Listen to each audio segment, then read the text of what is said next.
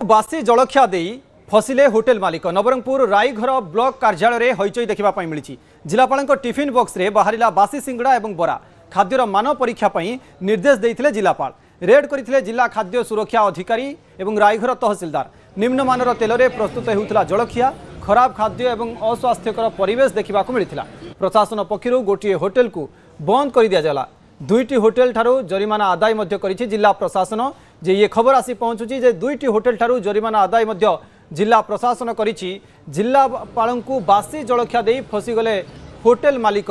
नवरंगपुर रे खबर वर्तमान समय सामना को आसी पहुंचुची। नवरंगपुर राईगर ब्लॉक कार्यालय हईचई देखा मिली।